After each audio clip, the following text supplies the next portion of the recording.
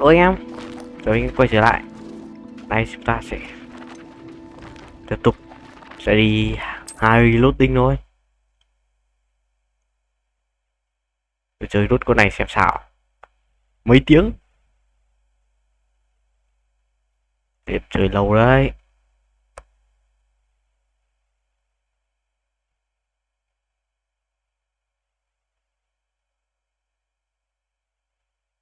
Cốt truyện cũng được, cũng gọi là tạm. Gameplay thì ổn. Mỗi tội là tối ưu kém quá.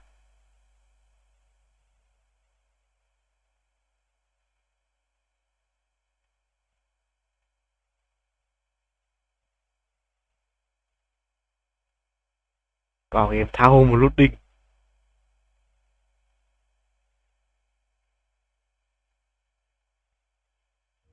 Looks rather dark in there. Never stopped me before. Ê. Ôi.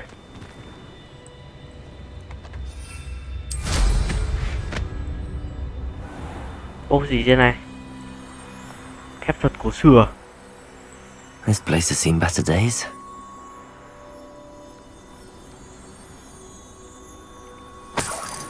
À, với cái lão xếp của bọn Epic ấy. Trước tôi tưởng do máy tôi yếu nên lúc bị giật đấy. Kéo phải. Cái lão xếp của bọn Epic.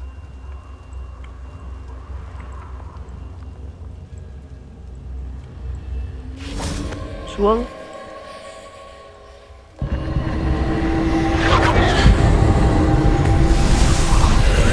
Ui.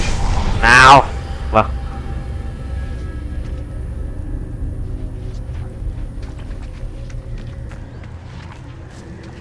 Incendio.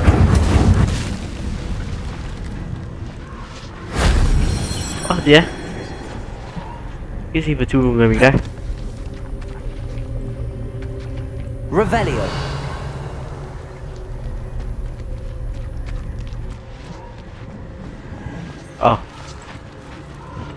Xuống như nào? Accio. Confringo. Chó nổ.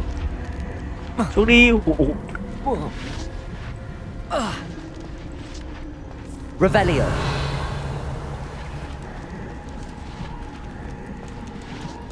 Kìa. Lại mất rồi.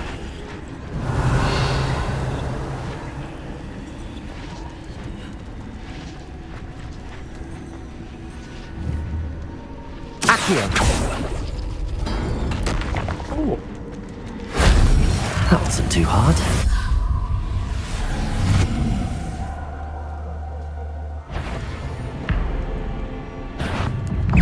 Đẹp. À.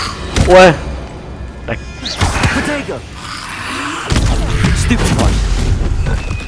Ngoài. Stupid one. Incendio. Confringo. Nổ đi. Expelliarmus. Incendio. Nào. Accio. Confringo. Expelliarmus. Trong bọn này cháy bọn nó mới nhận đam. Đệt đâu không vào. Vừa vào bón hành trổ. Khổ vai.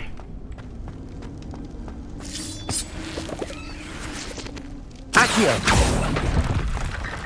Yeah. Yeah. Incendio. Accio. Đống này. Ê. Được phép sửa. Phép khôi phục nhà. Đây. Reparo. Không phải. Cái này à?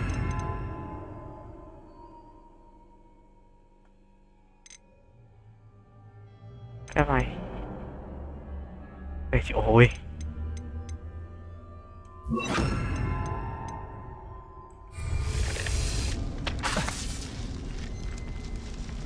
Lumos. Depulso.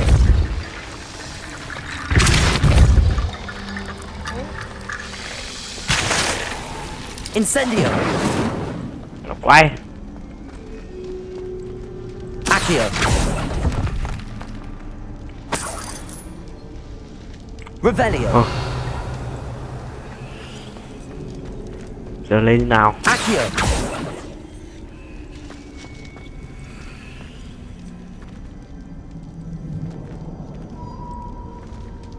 Nó lên nào.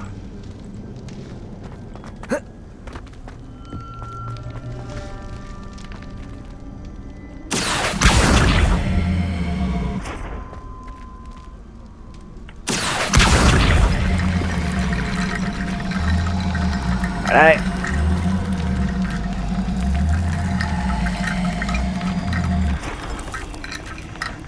Chỗ nào? Ồ. Revelio.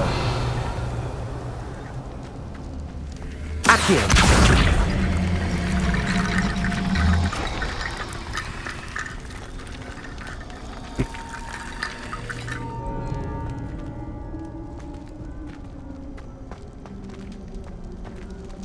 Để trối lên à? Ê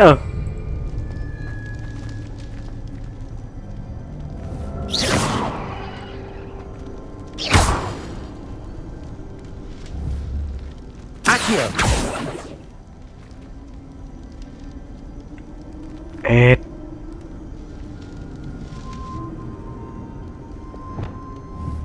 Depulso.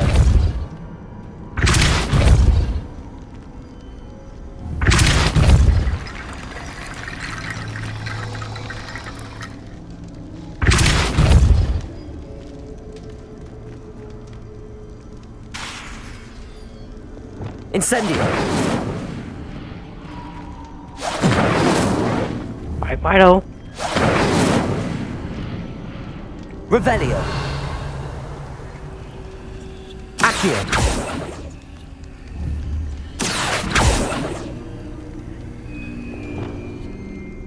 Đệt. Đi nào nha. Depulso.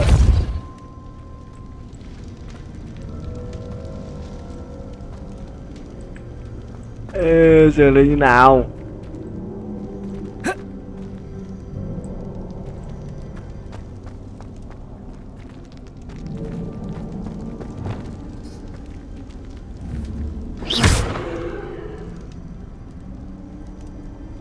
Kẹp gì chỗ dịch chuyển đây? Accio.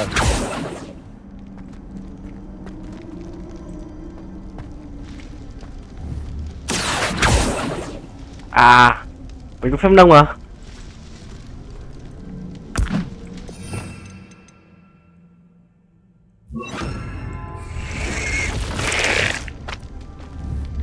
Levioso.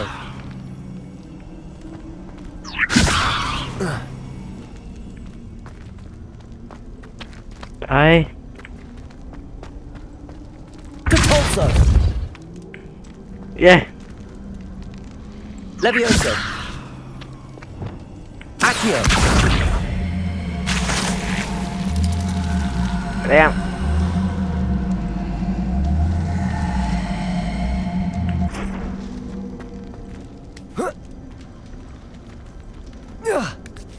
Ui xô. Cái tấm là quái.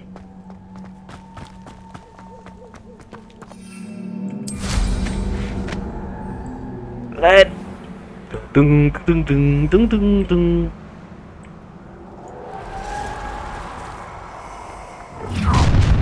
Ôi, yeah. Nobody will miss one needy little student. Thứ gì vậy? Expulso. Incendio.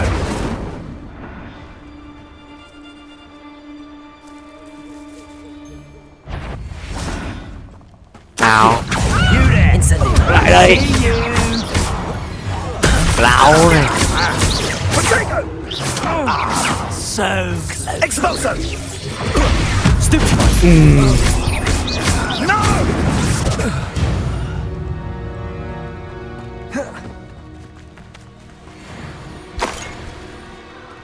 Đùa với tao.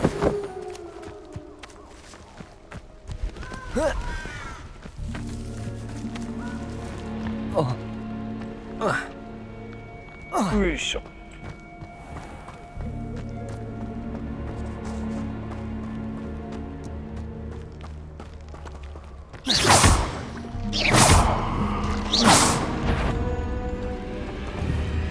Accio. Incendio. Chết đi. Confringo. Chết đi. Ui. À. Protego. Này thì. Accio. Incendio. Chết đi. Expelliarmus. Chết đi. Ui. Accio. Confringo. Chết đi. Expelliarmus. Protego. Incendio. Chết đi.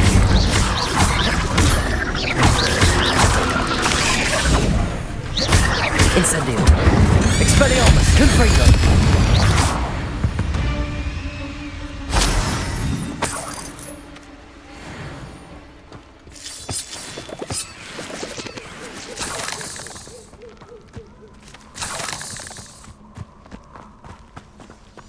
Incendio.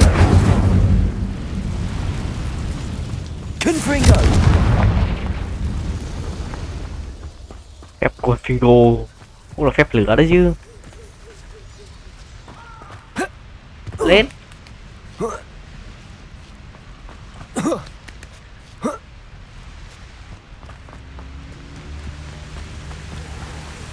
There they are, the Ashwinders. Accio. Incendio. You're easier to spot than an eruption. Confringo. You're no match for me. Phép. Ui. Ui, chết kìa. Ui. Phải cả cứt. Expelliarmus. Stupid. Also, Everyone gets lucky now and then. Ui. Nào từ Expelliarmus. đó. Stupid. Chết đi. Ui.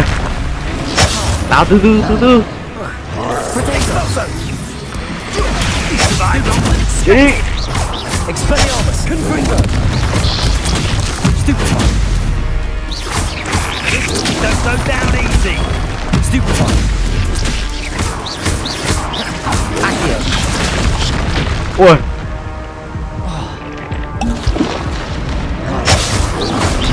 Protego. Let it display. Accio. Incendio. Expelliarmus. Confringo. Oh, forever. expulso! Stupid. Chết đi. Stop right there. Incendio. Expelliarmus.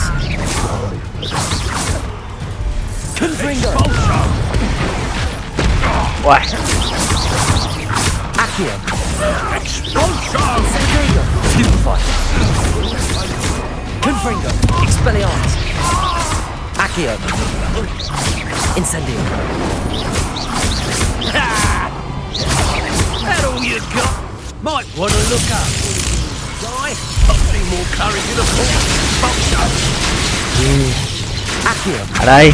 Incendio. Kìa. Expelliarmus. Protego. Stupefy. Confringo.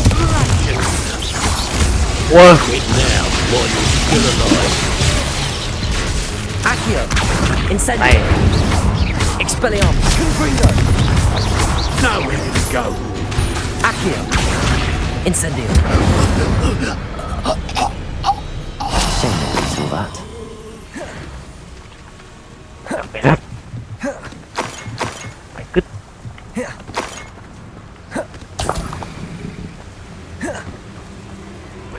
khỏe lắm. Revelio.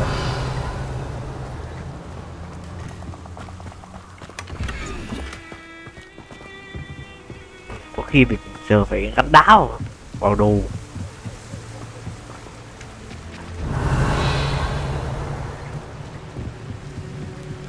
That's it.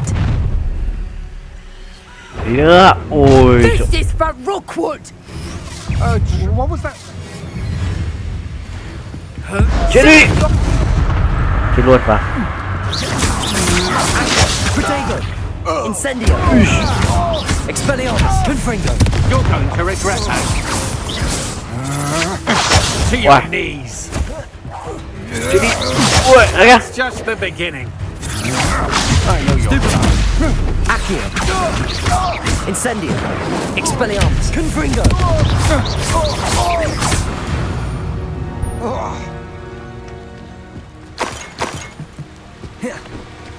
Revelio. Giờ đấu phép khó rồi, phải cứt.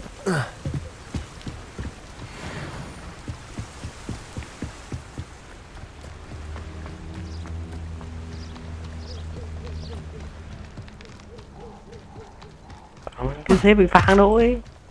Chết cũng chả rơi gì. À, quên.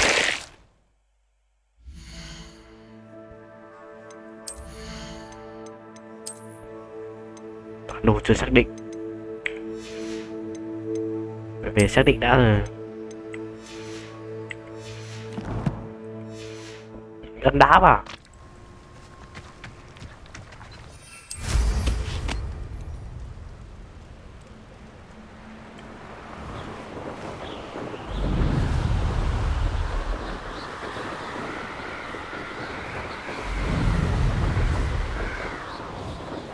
Mysterious and a bit unsettling. What to do? I retrieved the helmet from the Ashwinders. Well done. The helmet shines even more brightly than I imagined. Sao? It looks cứ khen đi. stunning, Rodgok. I see why you wanted it back. You did the thieves a service by recovering it. I know many. Ah, then I'm glad to be rid of it. Thank you. This should earn Ranrock's trust. His search? We shall speak soon. Best to keep our Ranrock arrangement kiếm cái gì? quiet for now. Many will not believe that our aims might possibly be aligned.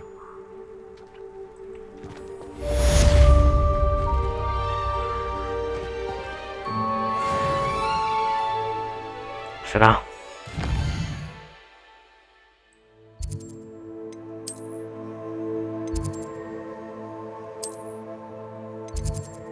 Hit room.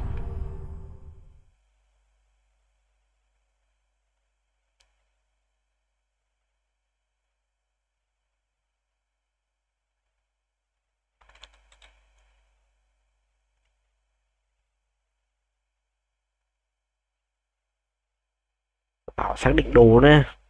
Nhặt một đống đồ toàn chưa xác định. Ah, Deke is so happy to see you. Deke noticed this bag in the room the other day. You must need it to help with your schoolwork. Bài tập gì? Deke has seen one of these before. Deke calls it a knapsack. Túi bắt thú à?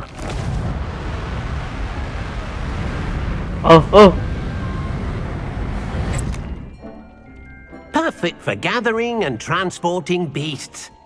À, Pleasant little breeze. I have been thinking about something Professor Howen said in Beasts class, that I should study as many beasts as I can on my own time. She also mentioned that poachers have been active in the area. So, perhaps the beasts will be safer with us. Precisely what... You see, the room knew exactly what you needed, and luckily... Come along then. tao đang Our first stop... tí nữa. I wonder if you might stop by the Three Broomsticks when you can. I would like your help with something. As I mentioned, my sister Anne misses Hogwarts, and she hasn't been herself lately. I'd like to take you up on your promise to visit her with me. I'm heading to Feldcroft soon, so I'll look forward to seeing you there. It's just south of Hogwarts. By the way, Hope you're faring well with the blasting curse. It's still one of my Ví dụ favorites. đấy.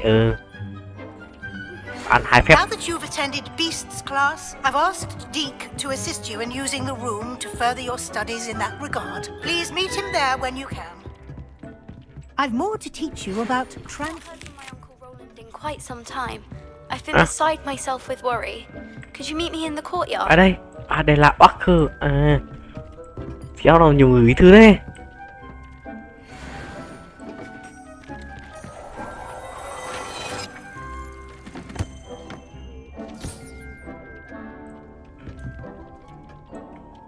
Nhiều quý thứ ấy.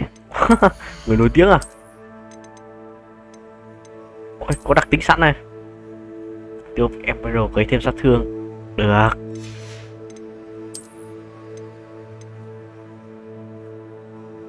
Cái đặc tính như nào nhỉ?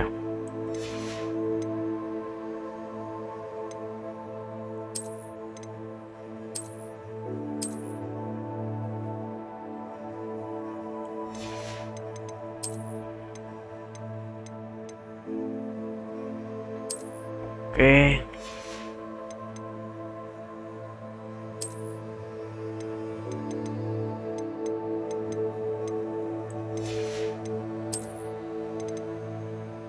Chối tai.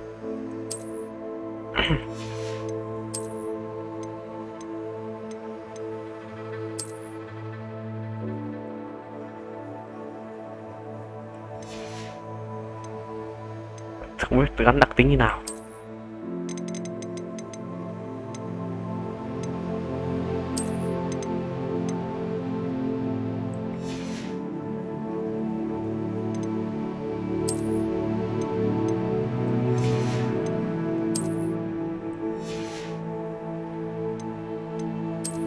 Tính gắt thế nào ta?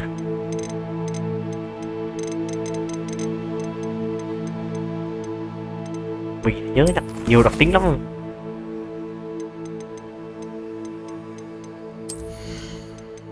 Kẹp nổ đây. Được.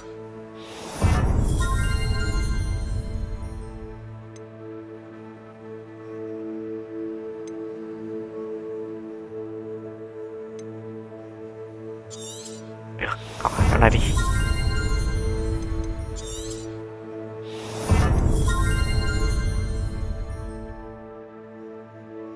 Lại đi, phép này mình chả dùng lắm.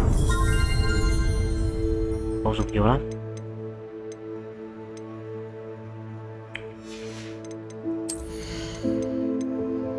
Ok. Được.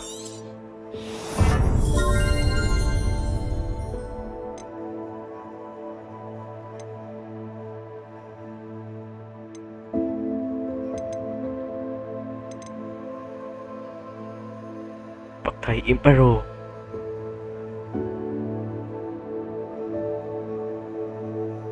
Mình có rồi mà. Được Imperial.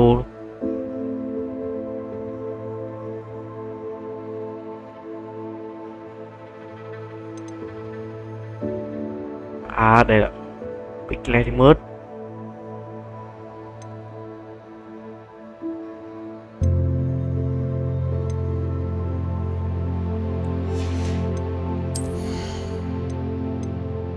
Mở lõi 2 này.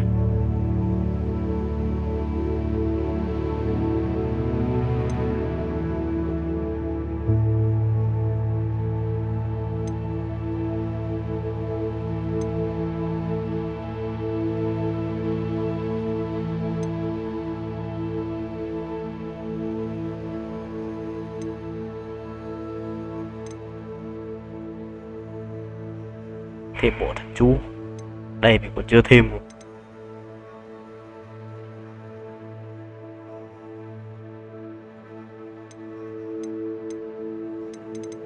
Ai à, cậu nào được.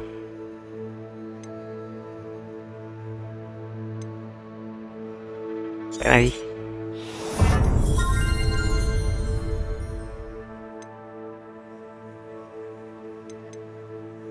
Lấy xem UM phép này.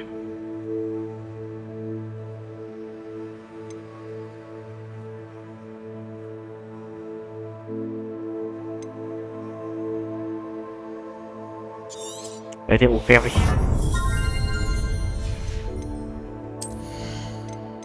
Để lút cả vai.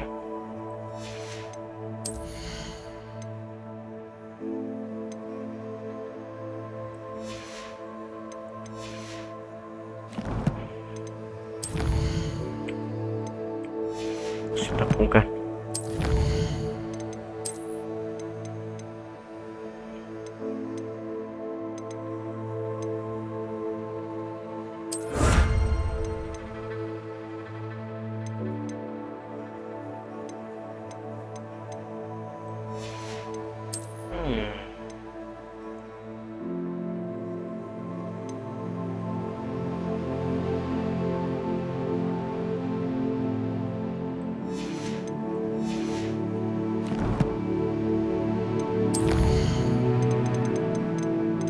Khiếp.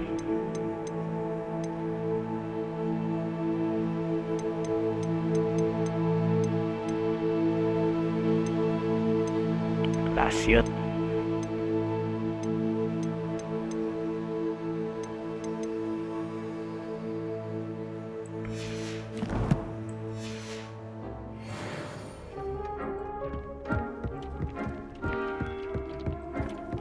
Đặt lại kỹ năng. Đi. I'm ready to learn how to... Perfect!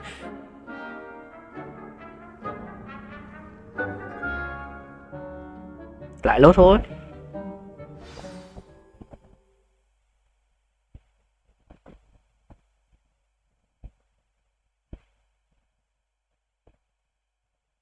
Vẫn chưa biết gắn đặc tính như nào.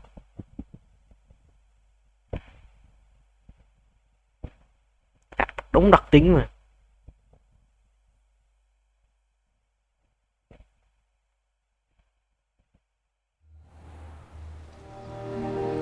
That was a dark time in Deke's life. Deke found himself in service of the cruelest wizard he ever met.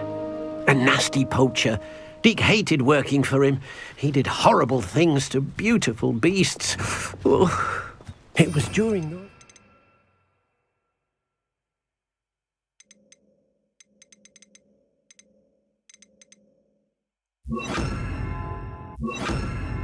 Đấy, cứ thêm vào trước đi. Rồi 3 phép tấn công nhỉ.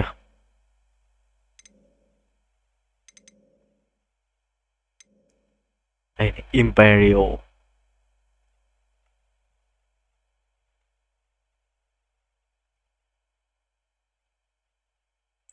The Deke first saw a knapsack. It'll be nice to see one. Thế thôi. Good.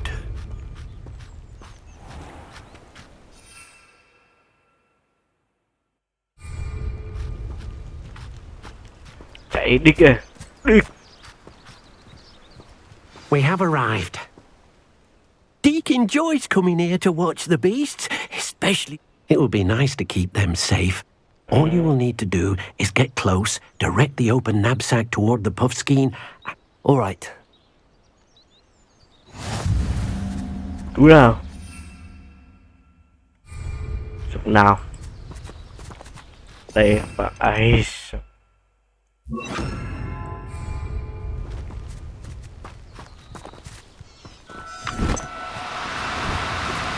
Do cooperate, won't you?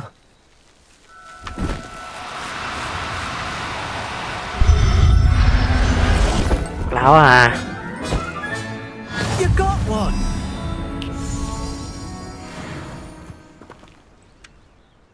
I managed to rescue a puffskein.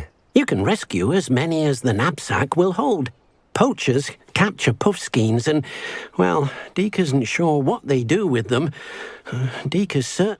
Now, not all beasts will be as simple to rescue as a puffskein. Deke's... All right.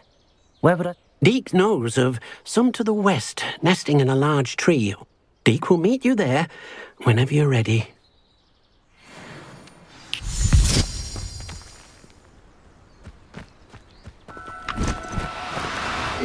Now, I'm only trying to help.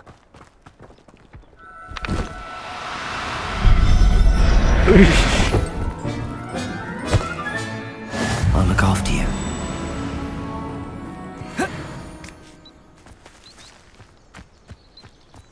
Này là đi trộm chó đây mà.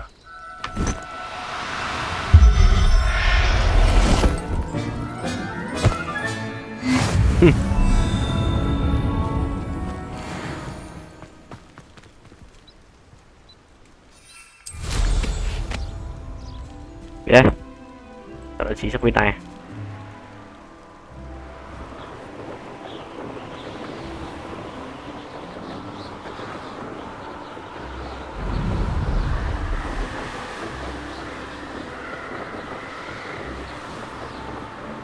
Gặp đi.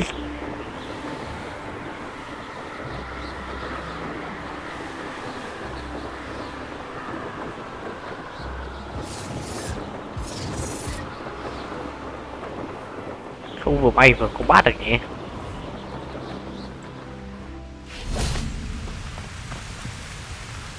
Lúc đấy thì cuống thôi rồi. Shall we continue? Oh, good. Deke was worried about you. Perhaps we should work quickly. If it's helpful. Rồi. Then I shall go. Good luck.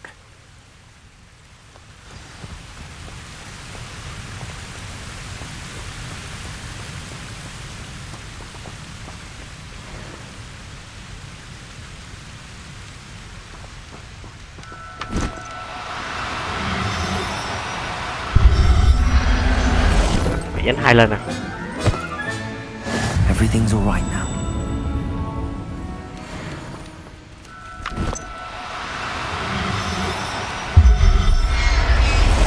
Hai lần. Sao?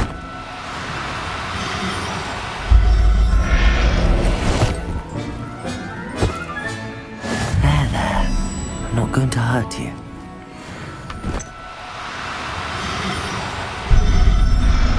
Chạy đâu?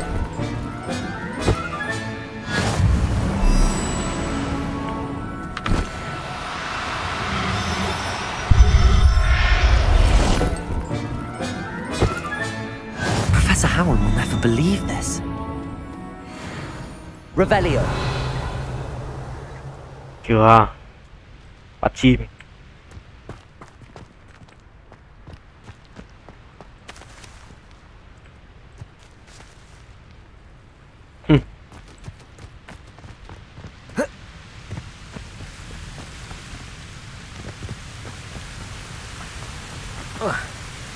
Hello, Dick. I rescued a job. Deke hopes your job and all finds the nap. Poachers want them for their feathers. Are there any other bees? Just one that Deke knows of. A herd of mooncalf. Deke will see you there. Cừu mặt trăng. À. Chuyển một mình kìa.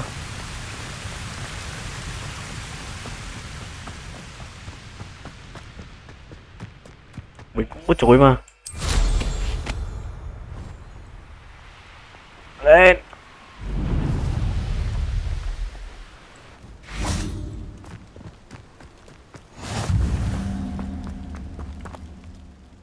Hello, Deke. It is. Mooncalves gather near the large tree with the spiral patterning. So, unfortunately, unless you have a way to hasten... Rồi. I shall go and find a mooncalf. Deke will be waiting.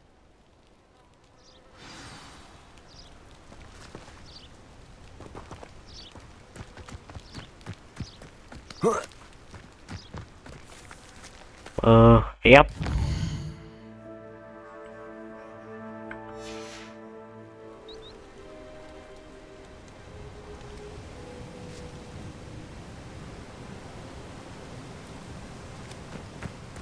Đâu? Ở đây à? À, đây. Oh, no, you don't.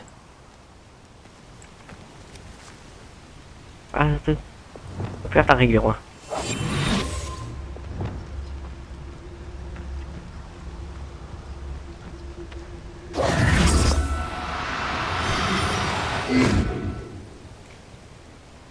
Dùng phép là lộ.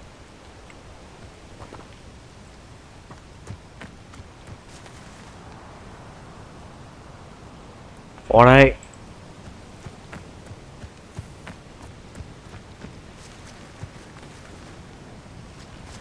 Nó có chữ ghim vai đâu.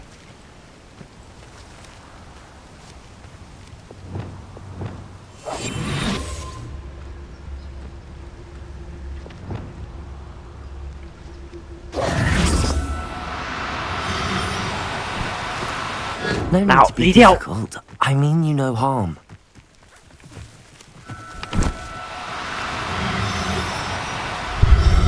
Rồi, Settle yourself. vào à. I mean you no harm. Vào à. Chạy đâu? Chạy à. Chạy.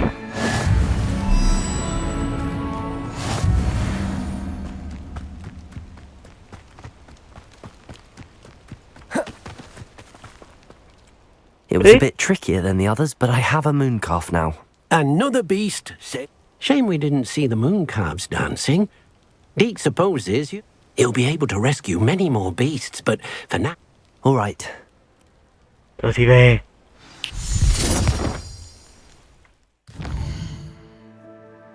Need room.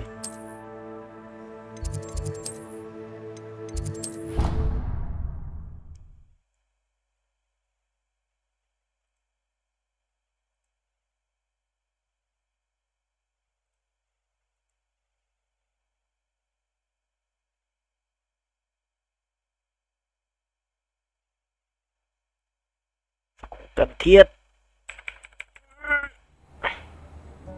Deke thinks you should be proud. There you are. Now, we need to show the beast you rescued their new home.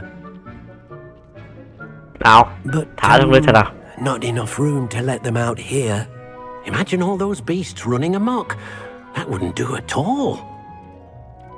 Perhaps if you focus on what your beasts need, the room will provide. Kiểu thế nữa. Ui sao. What exactly did you think of?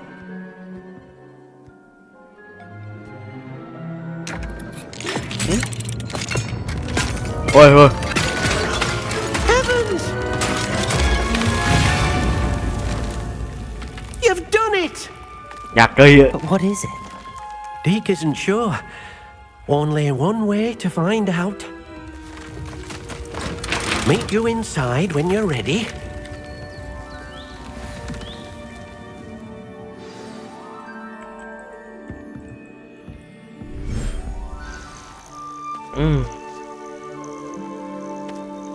Ôi, cả một không gian trong cái nhà luôn. Look at this. It's amazing. Where are we, Deke? It seems to be a place for your beasts to live, a vivarium of some sort. Oh, your beasts will be quite comfortable here. They'll live healthy, safe lives. Perhaps you want to release them. Cả một không gian Let trong them cái nhà. see their new home. Hạt. Chưa.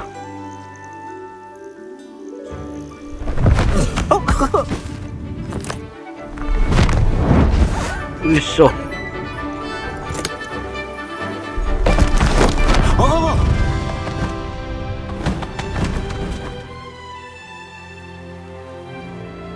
Bắt xong để một mình à? Deke thinks the vivarium will be a... Indeed. Deke hopes so too. But if you do run out of room, Madam Peckett... Any beasts that the room can't hold? Yes, she's well known for helping to care for beasts in... Speaking of care, beasts that are well fed and groomed will provide you with value. Ôi, tôi không dùng đến đâu. Very well. I shall let you. Quay đâu.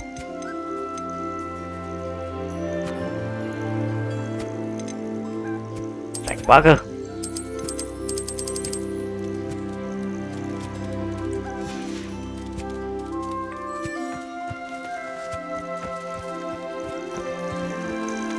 Đẹp trong thập lông chỉ cầm.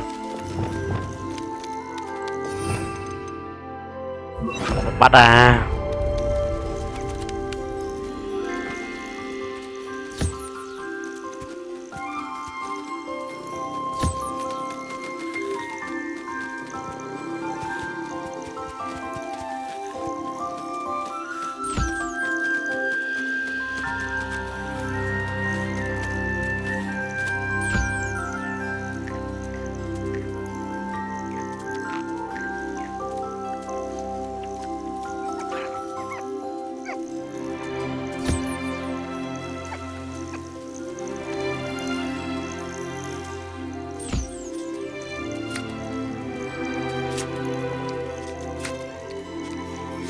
tập như nào?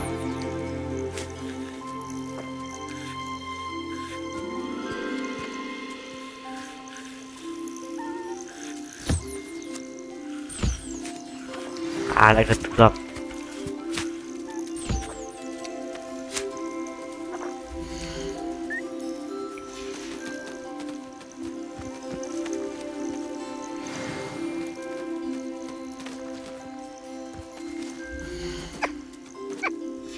Nào còn cool down nữa.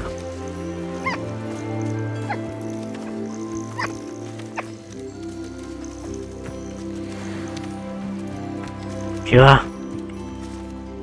I've collected some magical Now, Deke can show you. First, you'll need to use this spellcraft. an enchanted loom. Exactly. It will allow you to use your magical, making your clothing more useful in a Bắt đầu chế variety tạo of ways. trang bị á. Why don't you try it? Deke thinks you'll be. I'll go and experiment with the loom now.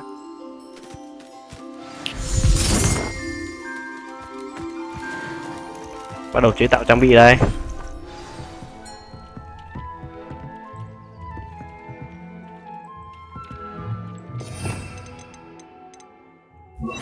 À, có rồi.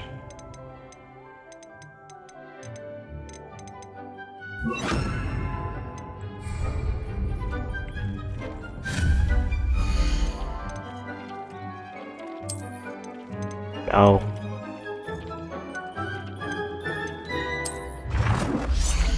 Không cưới.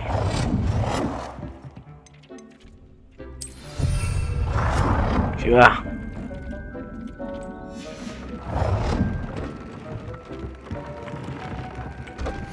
Ở đây. Vừa mới bảo các đặc tính như nào. Hóa ra.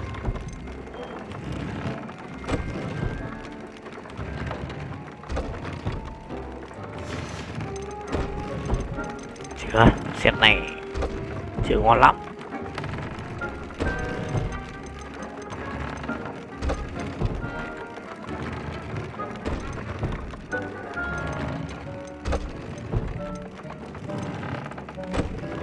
Ui.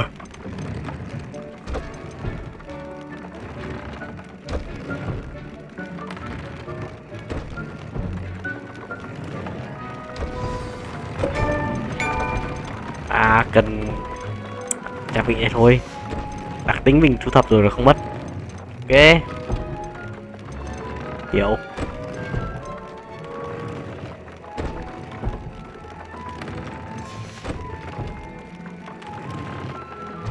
Nâng cấp.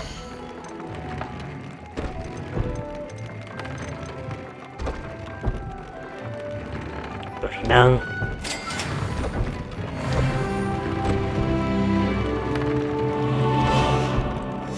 That came out nicely. I should show Deke. Được.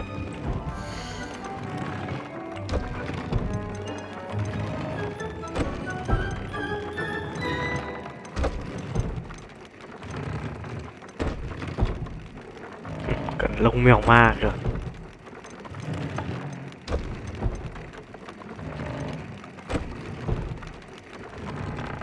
Thấy chưa?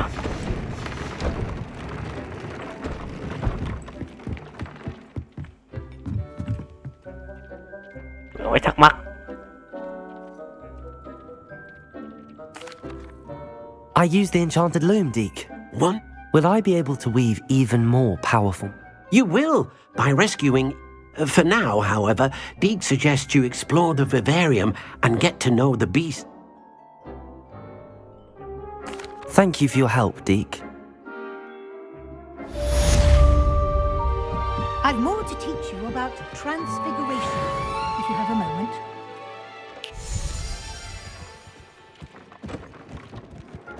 Biến hình các khí gì?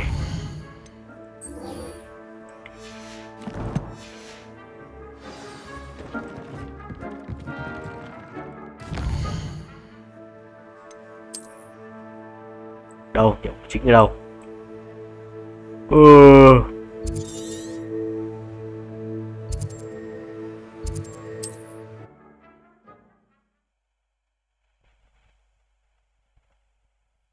Con mẹ đùa nhau chắc. Xa vậy đấy.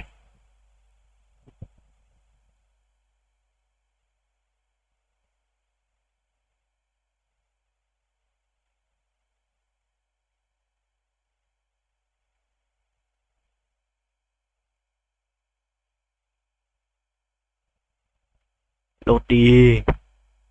Handy resource indeed, your field guide.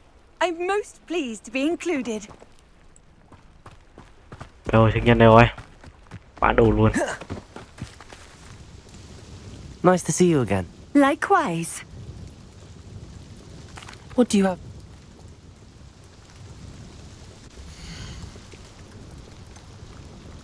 À, máu. Ủa. A fine choice. Exactly what I would have chosen. Ơ. Đồ sao? Rồi bán mẹ đồ cấp 19.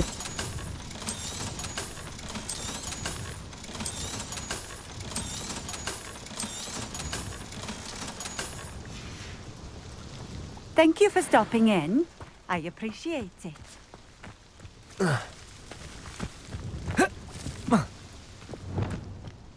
Đây chắc phải dùng phép đẩy. Đấy, biết ngay mà.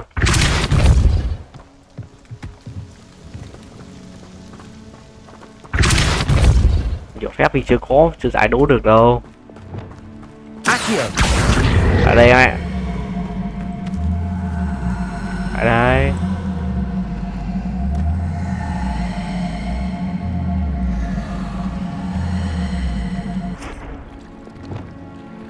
Levioso. Sao cho lên được nhỉ? Cao này.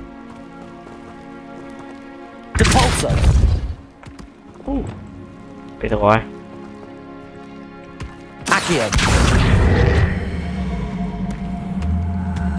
Để đem.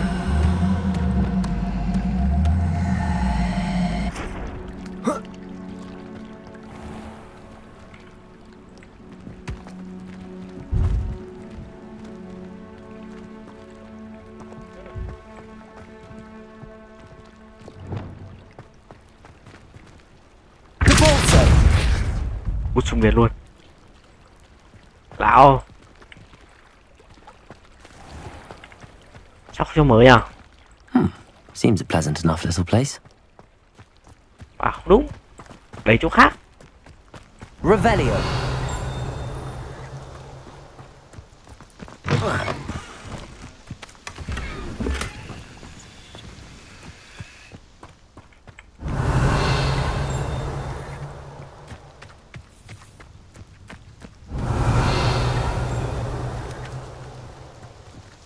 Ở đây vào đấy mà.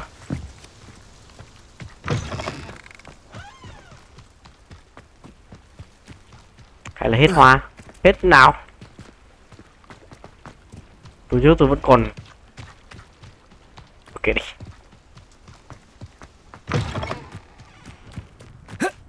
Giải cái đây nó thêm inventory cho mình. Aloha Mora.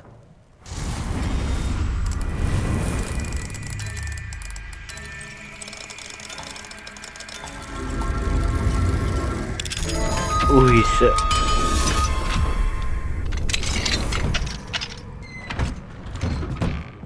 Cái này đi ăn trộm. Mine Quá now, đỉnh damn rồi. you guys.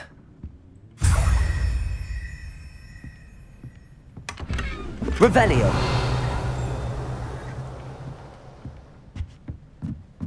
Mặt trăng vẫn quỷ. Không ai ở à? À hay là đây là nhà bà kia.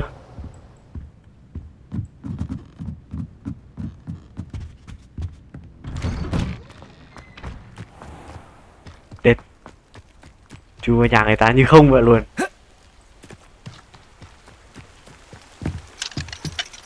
Aloha Mora.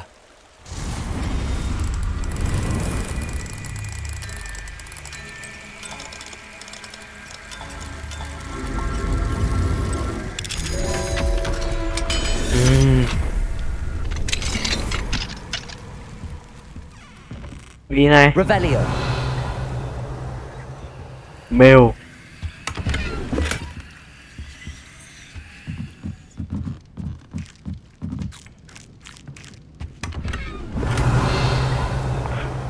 Chui vào nhà người khác đục két. Khá đấy. Còn sờ mèo người ta luôn.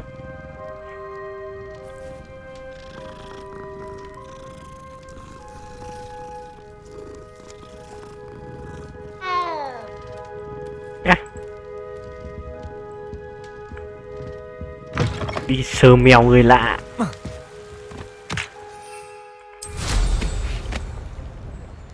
Đi.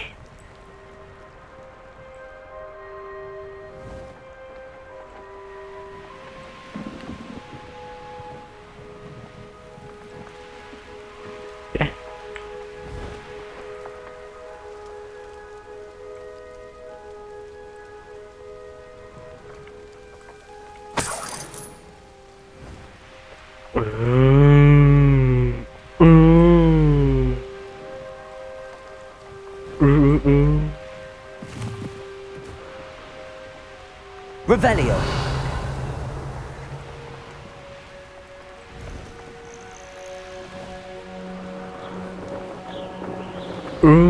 Gì đây? Sao có mới đồ lâu này?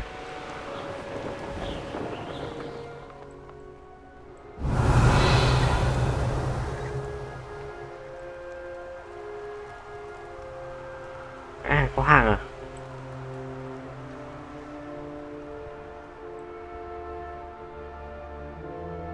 Vấn đề là hàng đấy vào như nào?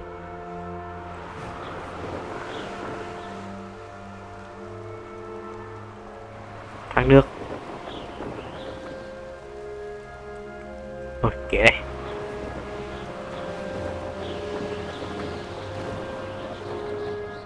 Ê. Mẹ phải đi vòng rồi.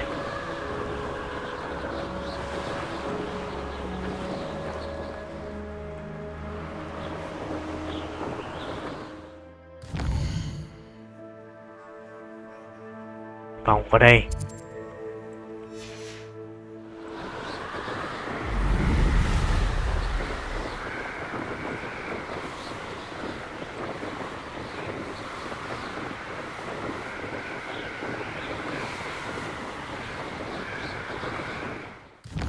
Xem. Đi lố.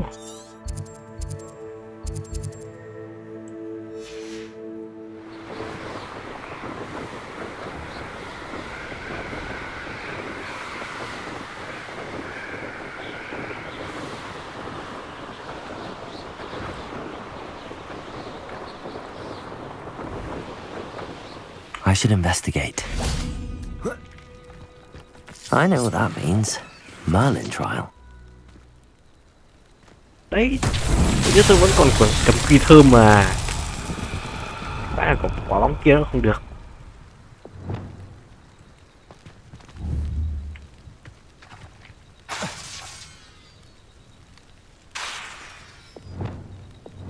Phải à? Đây dùng phép nào?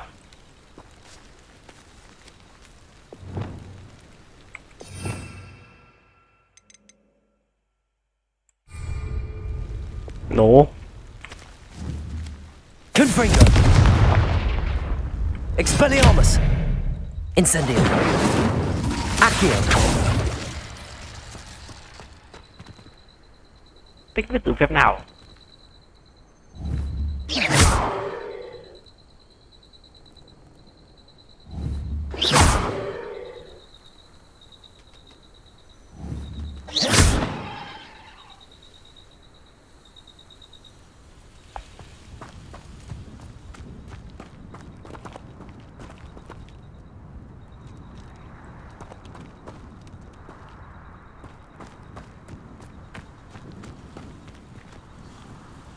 Thằng phép này thì mình chưa có đâu. Đi.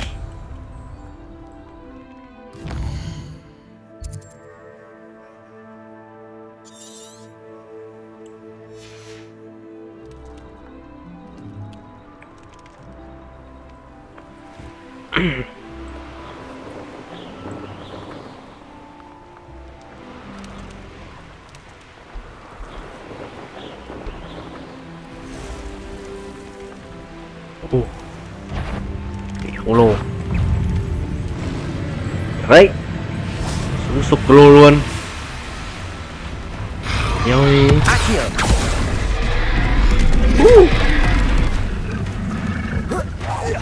Ui xoang.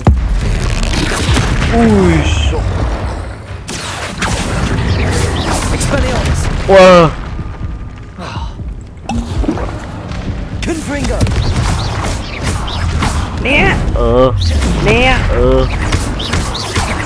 Incendio.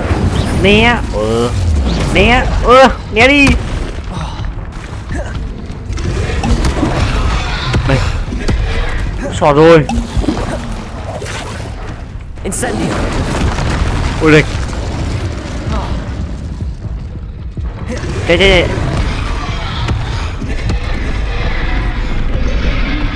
Né. Ui. Lướt còn khác chết với mẹ luôn ạ.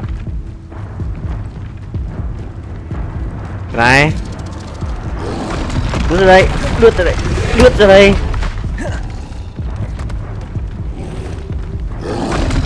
Ui giời.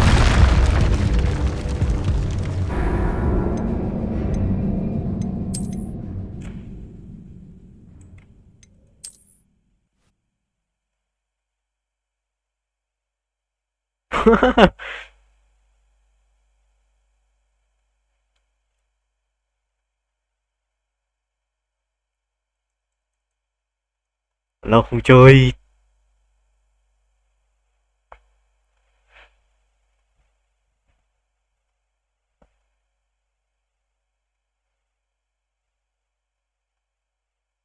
Lâu không chơi vẽ xuống trình rồi. This could prove dangerous if I'm not careful. Lại.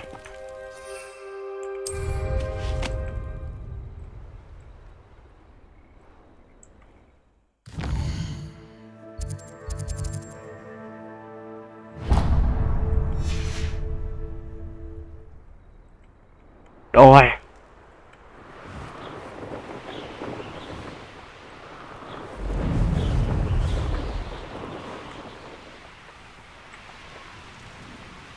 Yeah. Trong nhà.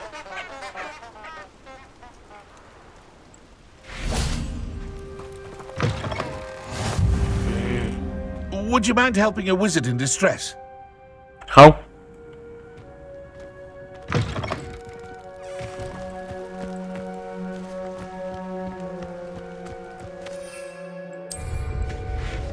Rảnh quá cơ.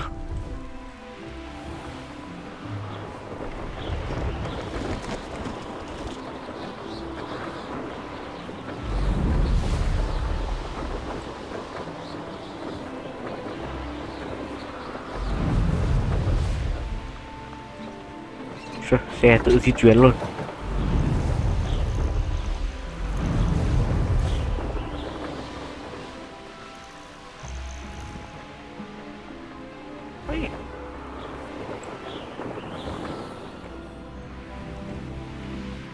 How I love good puzzle.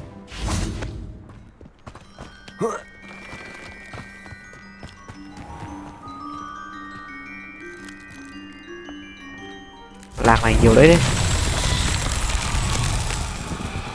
Yeah. Revelio.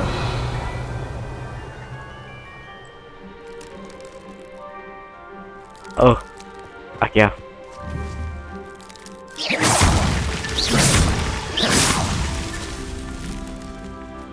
Revelio.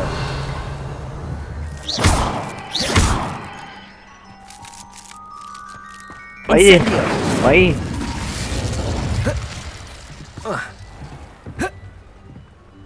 Revelio. Tu xong làm sao?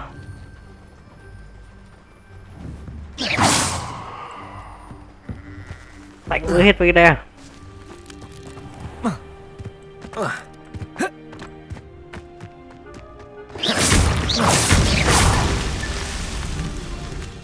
Revelio. Còn không?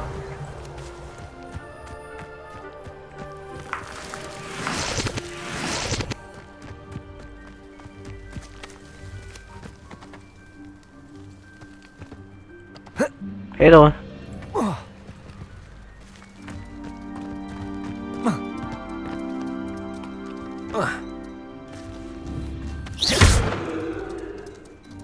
Confringo.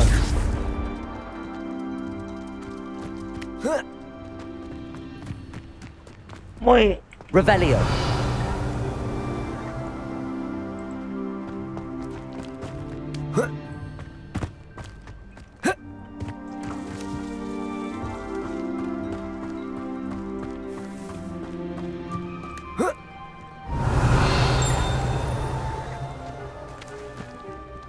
Đồ nhỏ. Aloha Mora.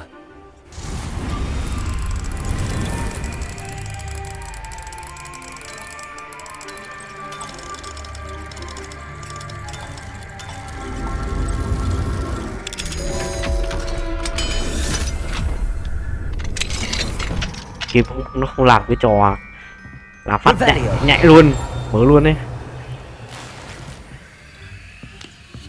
Sợ mình ấn bừa phát nó mở lại luôn.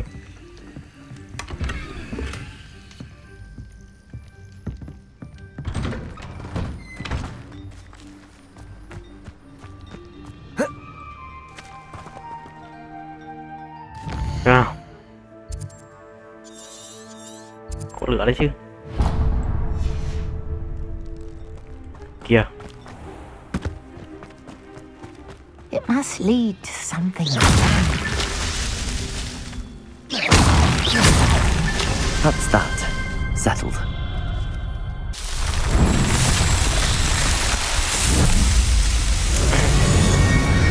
Đấu phết.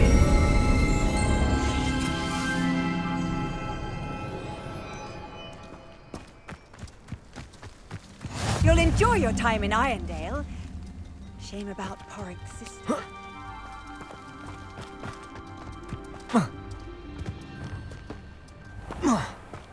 Chào. Aloha Mora.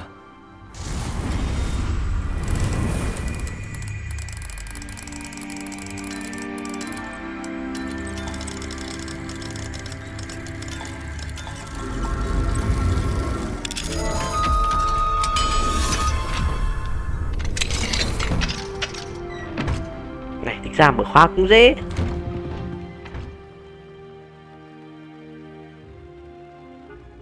Nó mà làm lockpick thì kiểu kinh đần cắm thì ôi rồi.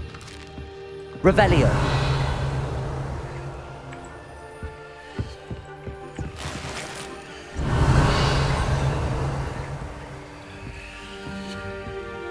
Có thế à? Em cũng hiện dương ở đây.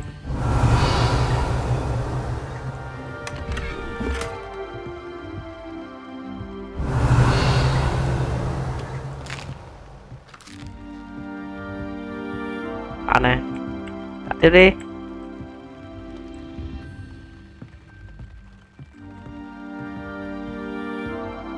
Ủa mẹ, kẹt rồi. Không đùa đâu nhá.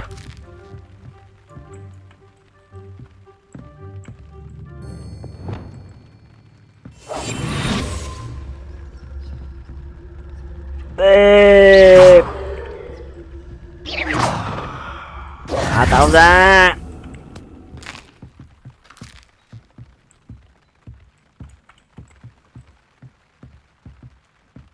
Kẹt được rồi đó siêu được.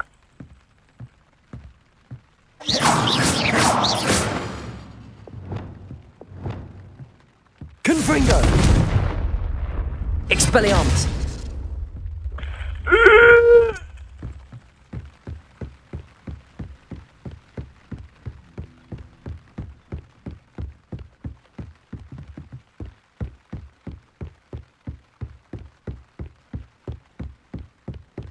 Vâng, đây là đang tập thể dục.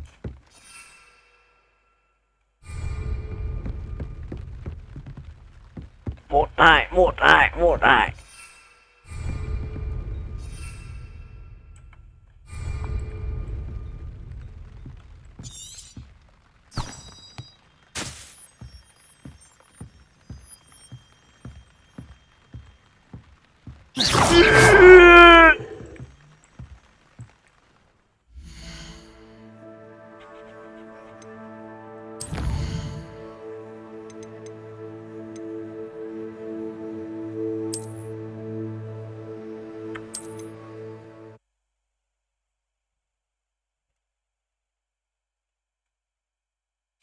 Tôi chịu thua. Mình không thể ngờ được cái tình huống này nó xảy ra được. Tích mệnh.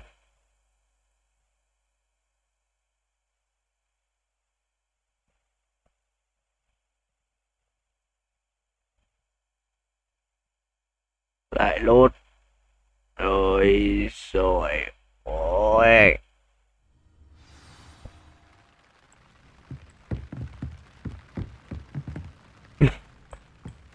À rồi.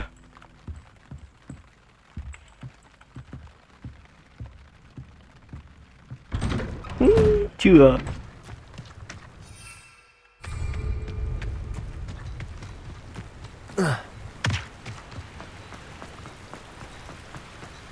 Phá. Oh, here's a pleasant surprise. Phá đây nhá.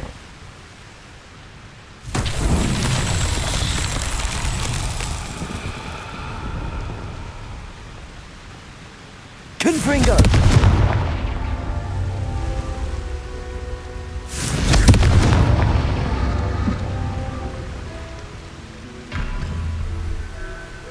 Yeah. Wonder if I'm safe to explore in there. Incendio! Bắt buộc ngắt lửa.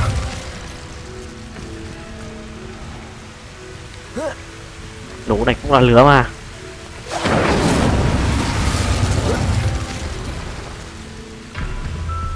Confringo!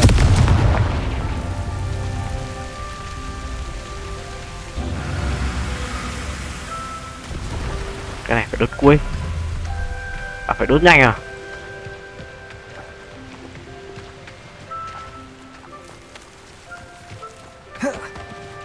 Revelio!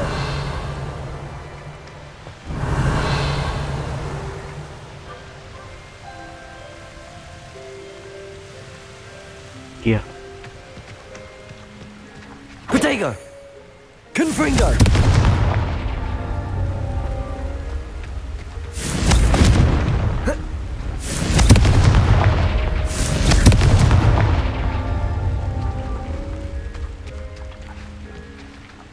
Tắt nó rồi.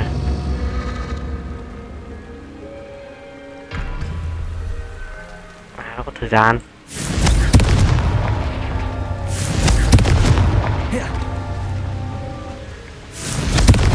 Ok. Himself would be proud.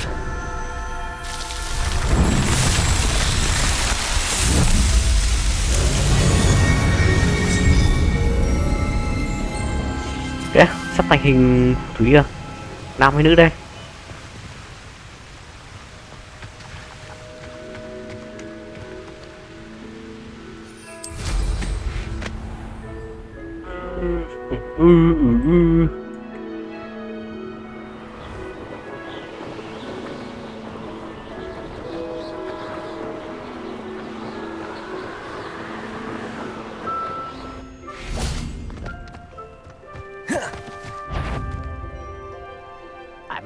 What was that? What was that? I won't rest. Accio! Jenny! Confringo! Too late for you to learn the error of your ways. Lao à?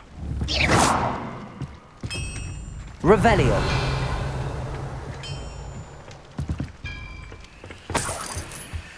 Chiều ngày.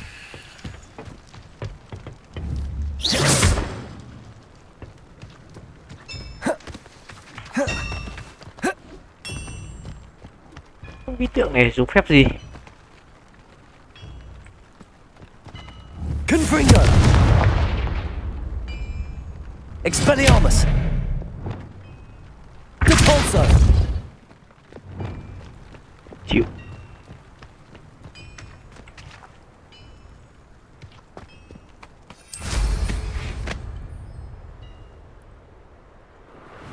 Đi ra. Ê, không cho.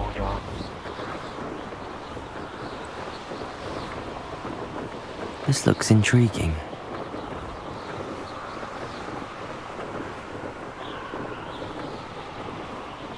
Most goblins in my family worked in the mines at one time or other.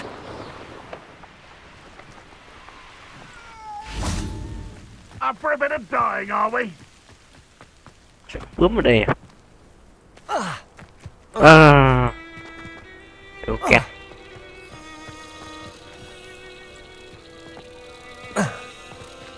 Any who oppose Renrock will be eliminated. Cái lúc thể hiện trình rồi.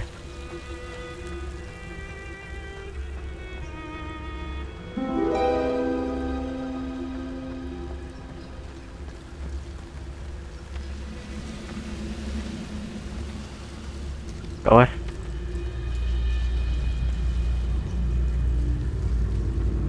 Đây à?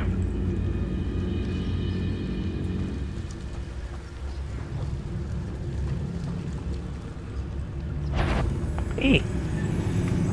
Đến. Rồi đến.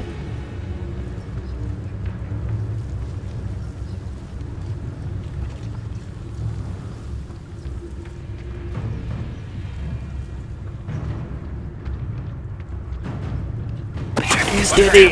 Who's there?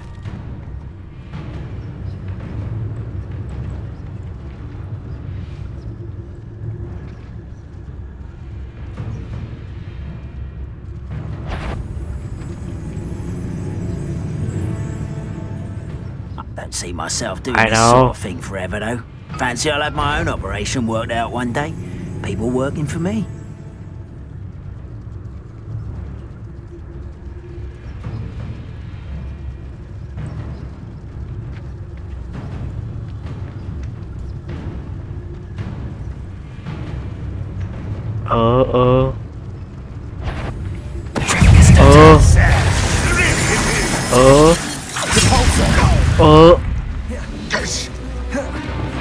You won't survive this, my young friend. Chết. Ôi. Đây. Đây. Đây thì ăn cả cái đem vào đầu. Nào, nào. Ôi, ấn Z. Nào. Bắn đi. Bắn đi. Ôi. Tao.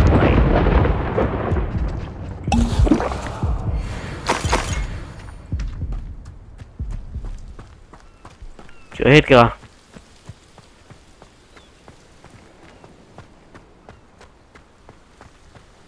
Revelio.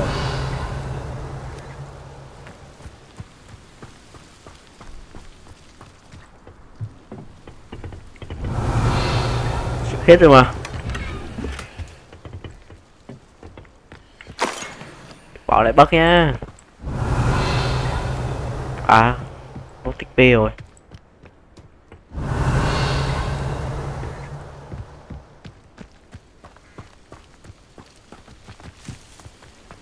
Hóa ra dự định của trại.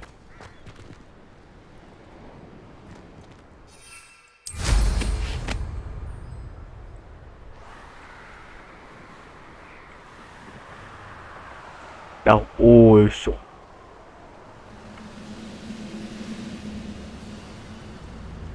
Oh, there's a hole in my pocket. Không cho. Game làm không thật nhá.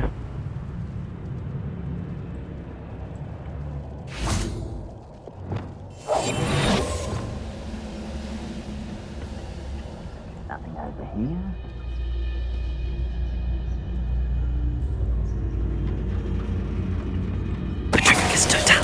What was that? You will regret. Are you sure you're not a mother? Quay. Incendio. Chết đi.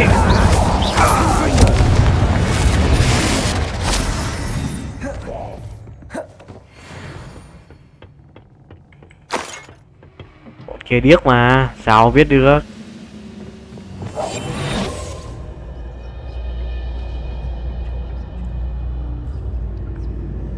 Điếc này.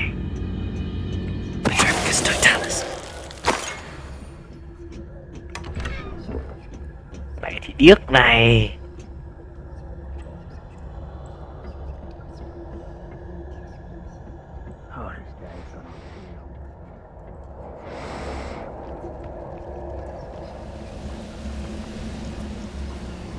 Oh. You can have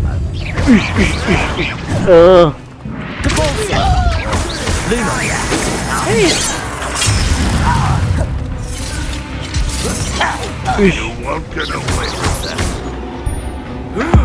Ăn phèm chứ. Chết. Revenge or death. You won't stop me. It is Wow. not quite. Accio, easily diverted. Wow.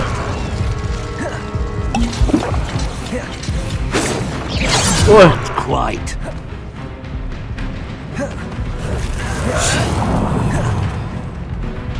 Expelliarmus. Wow. Chết đi. You better come here. Was that your best? An utterly pitiful display. Protego. Predictable. Accio. Incendio. Quite finished. Sao? Chết. Accio. Good for you. Chết.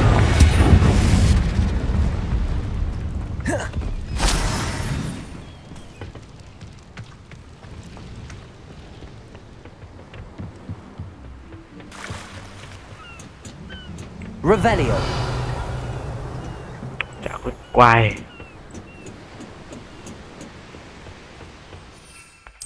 Vào có bắt cho vui. Có đồ gì đâu.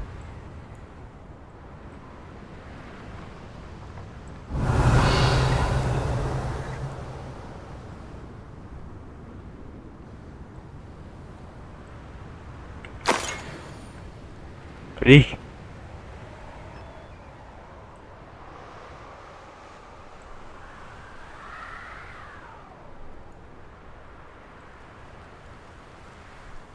Không, có cuộn giấy ở đây. Thôi đi. Làm dụng chính. Xong.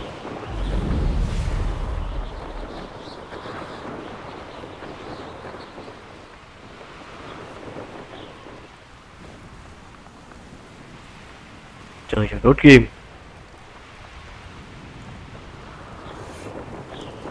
Cái này mà sao bọn tặng free.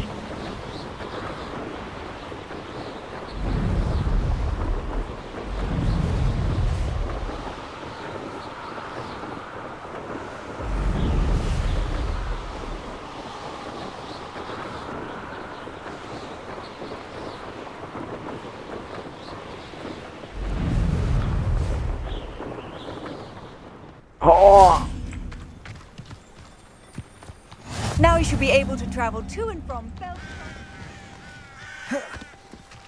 Enjoy suffering, do you? Hello. Hello, Digger. What do you...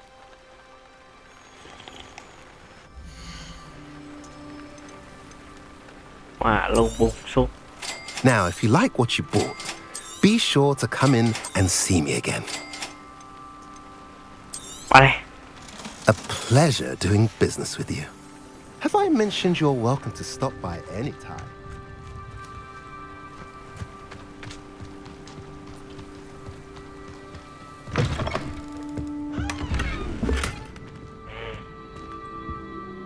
Cái dương đấy nhặt không ra đồ đấy. Nhặt một quay.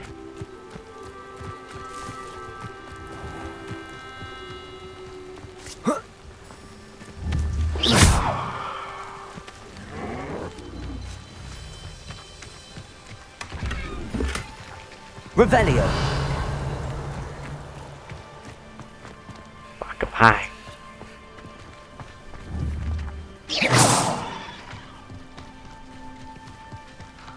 Gì này? Revelio. Confringo. Ui sụp. Accio. Incendio. Expelliarmus. Confringo.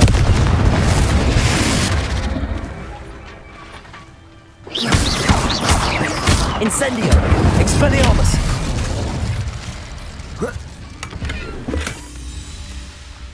Confringo.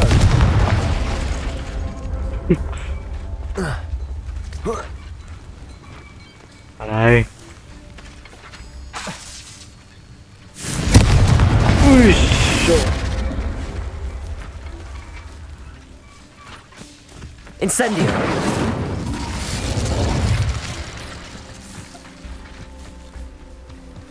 Rồi, tập trung dụng chính. Revelio. Not sure how I'd fare in a little place like this.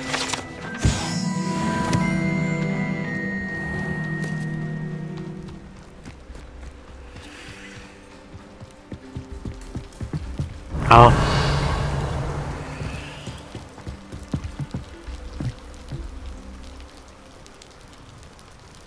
You made it. Ôi, em gái cậu đâu? Enjoying the view. Keeping an eye on things. Feldcroft isn't what it used to be. No one has felt safe here since Ranrock's loyalists. My uncle Solomon is a former Aura and refuses to look into it, even after Anne was cursed by one of them.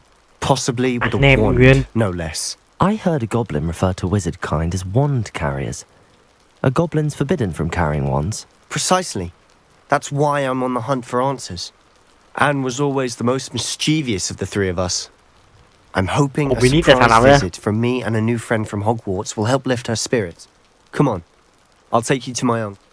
Được gặp em gái, gặp chú quay. This way. Đưa đi. Feldcroft used to be a lot livelier. With Ranrock's lot wandering about all the time, everyone stays out of sight. Here we are. My sister should be just inside. Wow. Em gái họ à? Aha! Sebastian, where did you... Is that what I think it is? We've been over this, boy. Hey. Shrivelfigs cannot reverse a curse. Trong mặt xanh sao đấy? The sooner you accept that reality, the better. But we haven't tried everything. There is no cure! When will you accept that? Never! I can never accept it. Yeah. Now look what you've done. I'm sorry. Leave.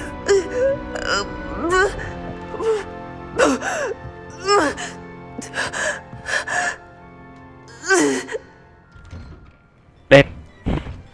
I'm sorry you had to see that. If you don't mind, I just need a moment alone. Poor Sebastian. Not the visit he'd hoped for.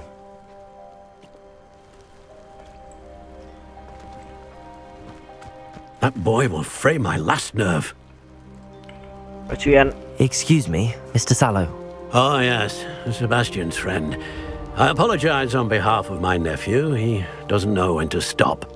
He thinks he can help Anne, but nothing can be done for her.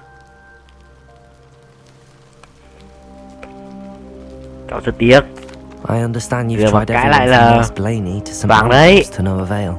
We have. My nephew thinks he knows better than the healers. Perhaps the healers don't know everything, sir.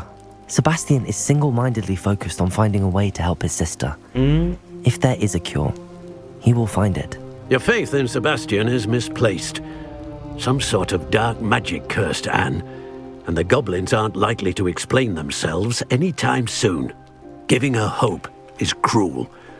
The only thing to do now is keep Anne comfortable and stay out of them.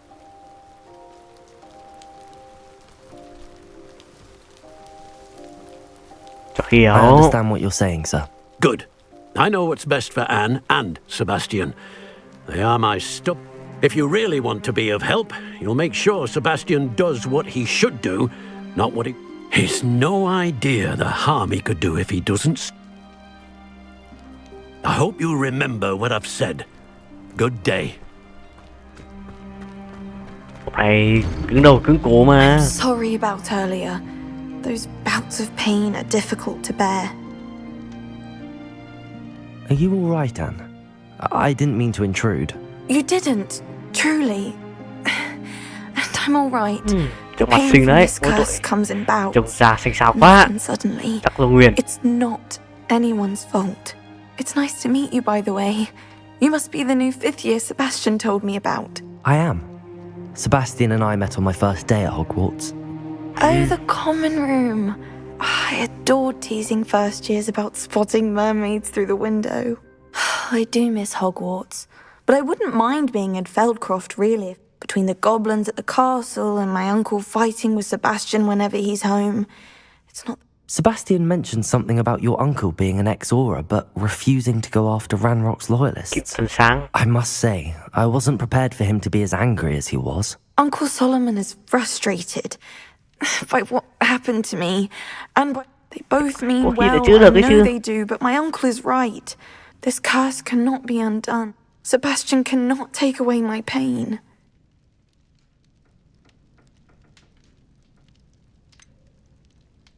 I'm afraid it's really up to Sebastian, and his mind seems to be made up. I can only hope he realizes the futility of his search for a cure soon.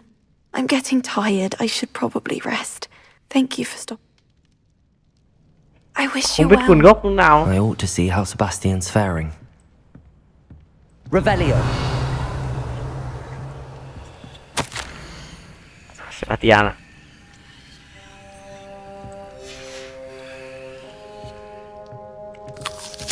Tự nhiên như ở nhà thôi. Quá có giường ở đây. Ở ngoài à?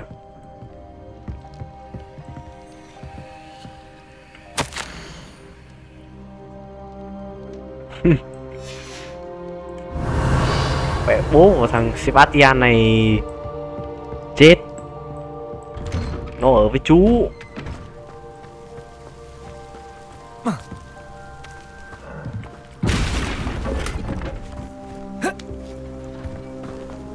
Giờ toàn đồ xanh. Địt ngước cả mắt. Why will he not listen to me? She's my sister. How are you doing, Sebastian? You got a first-hand glance at what I'm dealing with. I apologize for my uncle.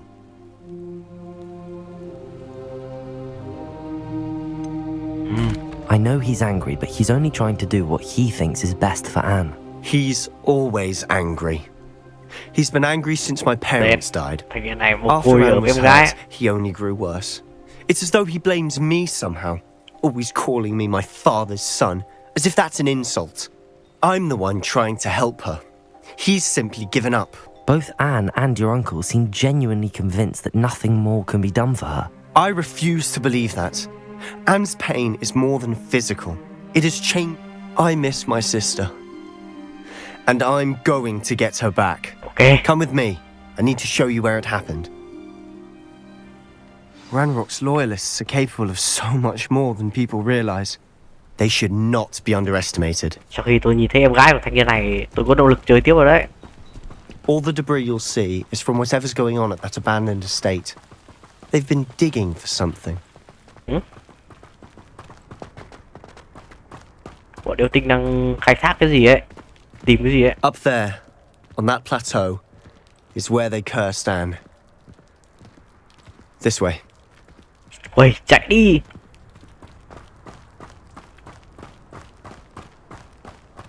How much longer are we Oh, yeah. expected to dig rubble? Ôi, đồng đấy. Ranrock knows what he's doing. It's an honor to be a part of it. Ôi, đồng đấy. Dead wizard. Tùng đấy cho ạ. Ôi. Coming back this way.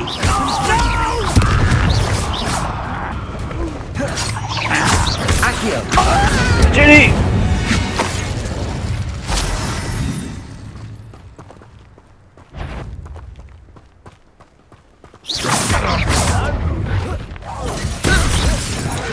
Chết đi! Ôi, kéo đi đây! Descendo. Incendio. I won't rest. Này! Confringo. Yeah. À, thằng kia bắn tên. À! Accio. Put me down! Confringo. Chết đi! I will make you. Chết đi! Ôi à! Accio. Chết đi! You've made your last mistake. I don't think you know who you're dealing with. Biết đối mặt với ai à? Đối mặt với ai? Ai? Là ai? Là ai? Là ai? Là ai? Là ai? Ai cơ?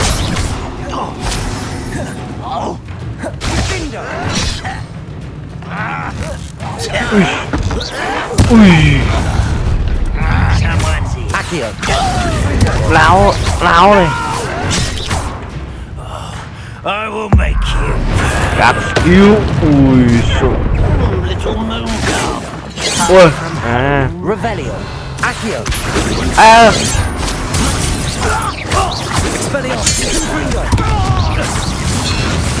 I won't rest until you're dead. Accio. Expelliarmus. I confess, that was a bit more than I bargained for. I tried to warn you.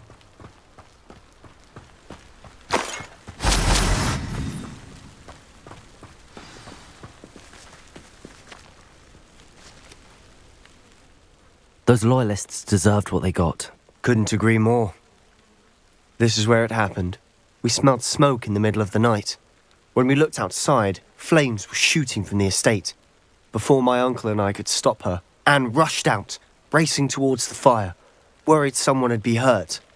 She came face to face with a horde of goblins, frantically trying to stamp out the flames. Suddenly, an icy voice drifted out from somewhere in the smoke. Children should be seen and not heard. A blinding blast followed. They didn't even give her a chance to run. It seems an awfully violent response to a child wandering by. What were they trying to hide? My thoughts exactly. It may be grasping at Billywigs, but I keep thinking that there might be something here that could lead me to whoever cursed Anne. Might be the only way to learn what type of magic harmed her, which could help me find a cure. Perhaps you're right. The loyalists are everywhere, but they do seem to be spending a lot of time here, and it's likely they're hiding something. And at Rookwood Castle. Shall we have a look around? Từ tôi xem phép nào bắn vỡ khiên một tay không kìa.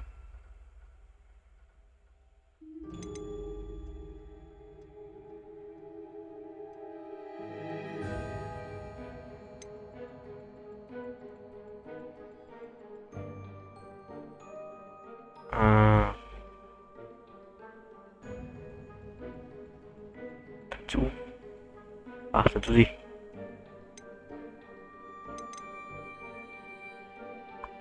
Wingardium Leviosa.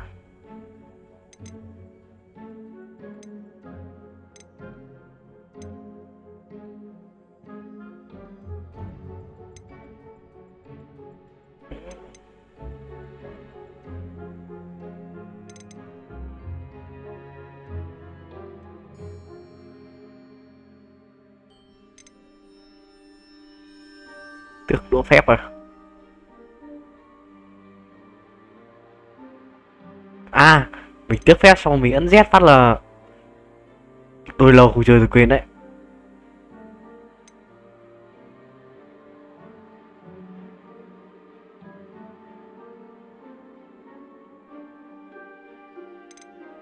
Lâu không chơi tôi quên đấy. Bom ra này.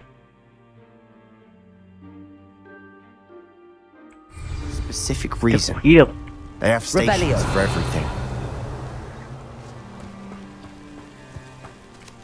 Whose home was this? Been abandoned long since I've lived here. Rumour was a Hogwarts professor lived here once, centuries ago. But that's all I ever heard.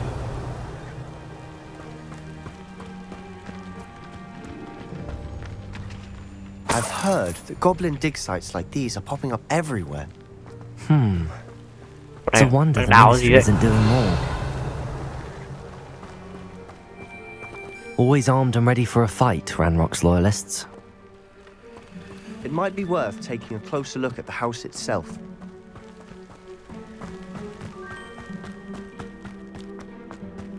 Revelio.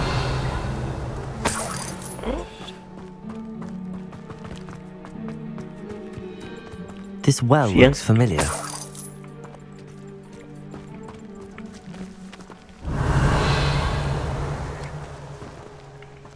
Ra đi. Sebastian, I've seen this before. This house, the well, the view. À, What do you mean? làng này là làng Give của me a con đấy nè. moment. I'll explain in a second. Chỗ này ông ấy dùng phép tạo mưa nè. Kia kìa. Đứng ngay trên đồi bên kia dùng phép tạo mưa kìa. Revelio.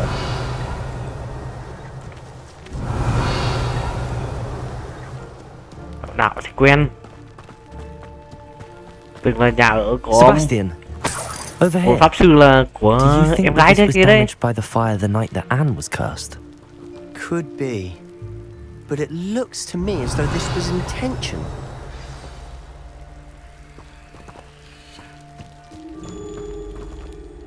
Sebastian, this house did belong to a Hogwarts professor hundreds of years ago.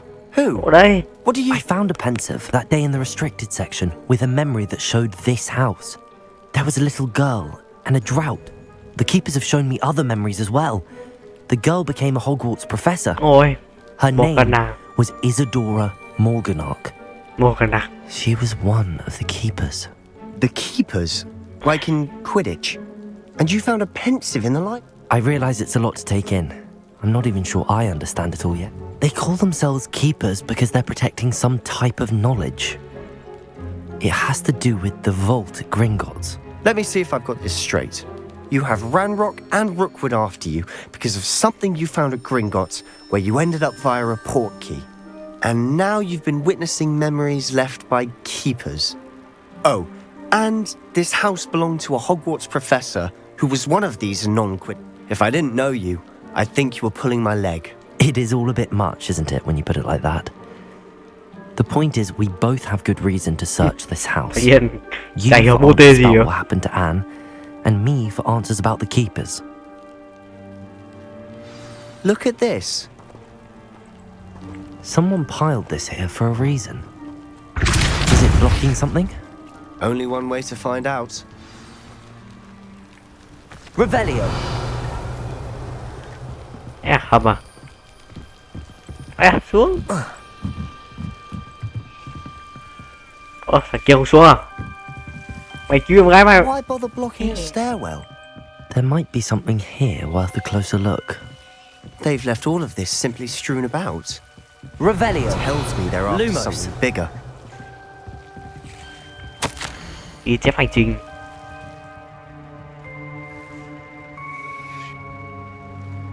Những bác sĩ múc rổ. Máu bùn.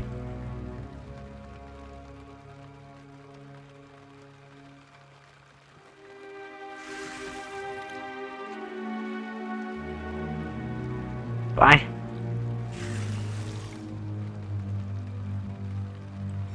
A journal entry of Làng này từng bị Isadora's. bệnh. I should hold on to this.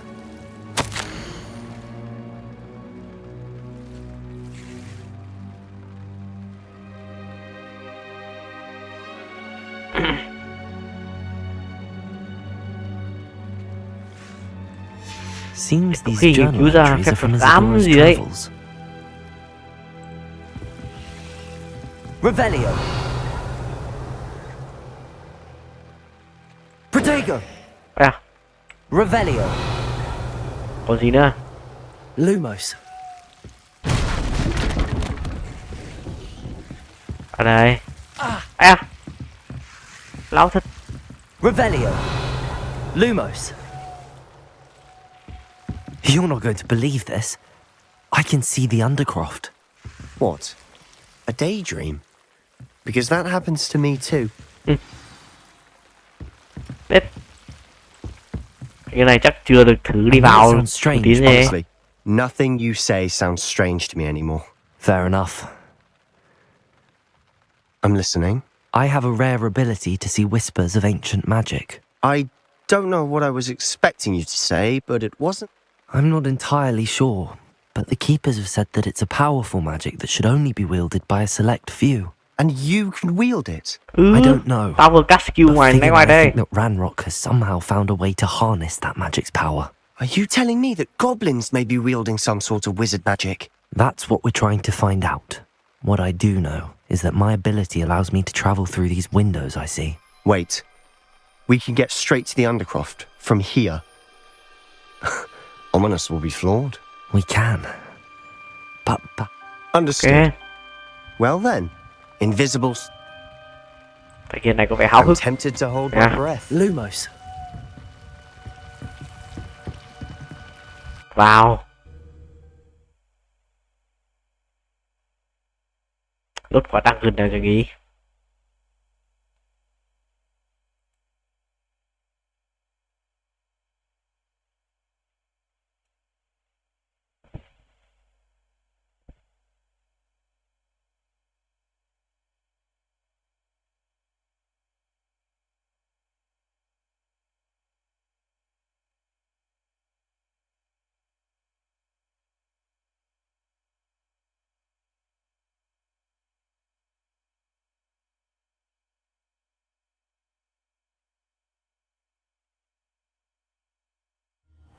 Đâu đấy? Uầy.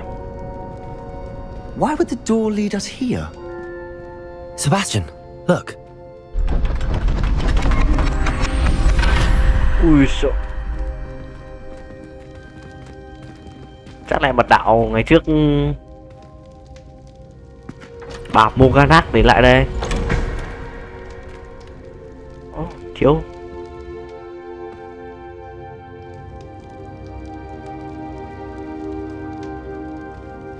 Why hide a triptych here? Seems as if Revelio. something's missing. A Đấy, note. thiếu gì đấy? Let's have a look.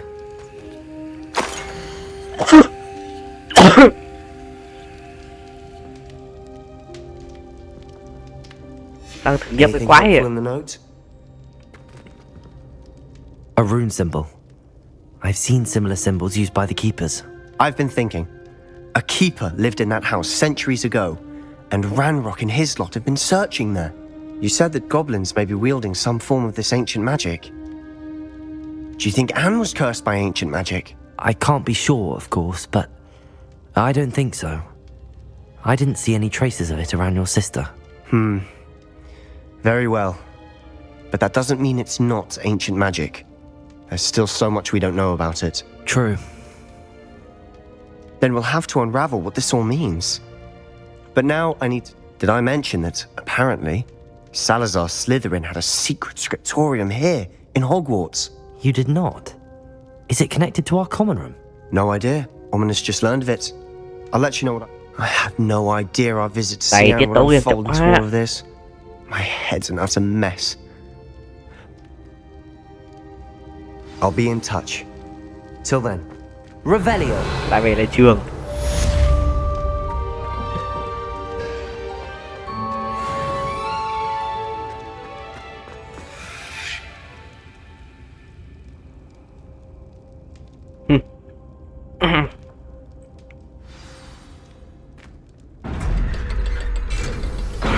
Thằng ở kia về môn trường.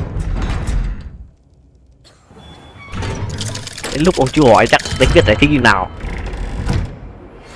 Meet me near the ruins of Falbarton Castle. After dark. Do not tell anyone. Ôi, nay chúng ta chơi đây rồi anh em nhá. Hẹn gặp lại anh em trong những buổi stream tiếp theo. Ok, bye bye anh em.